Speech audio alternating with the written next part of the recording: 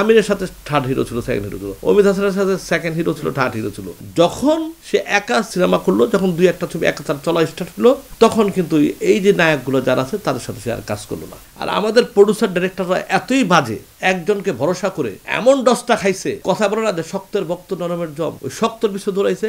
একে বাদ দিয়ে যদি আজকে অন্য ওই যে হিরো যারা যাদের নাম হচ্ছে এদেরকে দিয়ে ছবি বানাইতো, তাহলে তো পাবলিক দেখতোই ছবি। আচ্ছা, তারা ভালো পজিশনে থাকতো। তারা সিনেমা চলতে একটা না 4 মাস 5 মাস 6 মাস যদি হাউসফুল থাকে প্রত্যেকটা, তাহলে যে বাজেটের ছবি সে করে চালান ফেরত আসতে পারে। কিন্তু আমরা তো ছবি কি দেখি 15 দিন পরে কি আমরা খুঁজে পাই না। ইচ্ছারা তো একটা করছিল, সেটা তো একদম আঠাল ফলো, ঠিক আছে, চলেই তো নাই। কাজের ইন্ডাস্ট্রির লোক কোথায়? এখন ইন্ডাস্ট্রি হিরোই তো নাই, কেউ তো নাই। একজন ছিল, সে তো এখন মিডিয়াতে কাজ করে, সে মিডিয়ার নায়ক নায়িকা আর্টিস্ট ফরিস্ট নিয়ে তাদেরকে নিয়ে কাজ করে। এখন তো সে আর এফডিসির না। একটা সময় মিডিয়ার লোকেরা তারা ঘৃণা করতো, সি দিত, এখন তারা তাকে বুকে আটকায় নিছে, তাকে সবকিছু ঘরে, এখন সে তাদের হয়ে গেছে।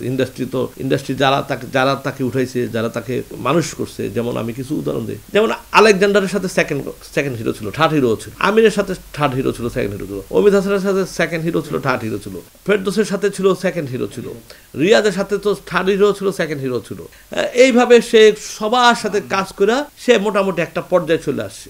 আসার পরে যখন সে একা সিনেমা করলো, যখন দুই একটা ছবি একা তার চলা স্টার্ট হলো, তখন কিন্তু এই যে নায়কগুলো যারা আছে তাদের সাথে সে আর কাজ করলো না। আর আমাদের প্রডিউসার ডিরেক্টররা এতই বাজে, একজনকে ভরসা করে এমন ডসটা খাইছে, আজকে প্রডিউসার ডিরেক্টর সেই ফলটা বুক করতেছে। মানে কথা বলে না যে শক্তের ভক্ত নরমের জম, ওই শক্তর বিষয় ধরাইছে এদের। আজকে যদি এই একে বাদ দিয়ে যদি আজকে অন্য ওই যে হিরো যারা যাদের নাম হচ্ছে এদেরকে দিয়ে ছবি বানাইতো, হ্যাঁ, তাহলে তো পাবলিক দেখতোই ছবি। আচ্ছা, তারা ভালো পজিশনে থাকতো, তাহলে আজকে এফডিসির এই অবস্থা হয় না। এটা তো সূক্ষ্ম মাথায় ব্রেন খাড়ায় প্রত্যেকটা নায়ক নায়িকাকে সে বেকার করে দিল। এটা টোটালি একটা ব্রেন খাড়ায় সে কাজটা করছে, এবং সে এখন মিডিয়া নিয়ে আছে। তার ছবি যে আহামরি টুকটাক 4-5 দিনের পরে চলে, সেটাও আমি বলবো না। বক্স অফিস ফাটাইছিল ইউটিউবার আর ফেসবুকে, কিন্তু বক্স অফিস যা কালেকশন করছে 6-7 দিন তো হাউসফুল যায় না। আমি নিজেও শিখেন, আমার ছবিও যায়, তো ওইটা কোনো ব্যাপার না, ওইটাতে কিছু হয় না।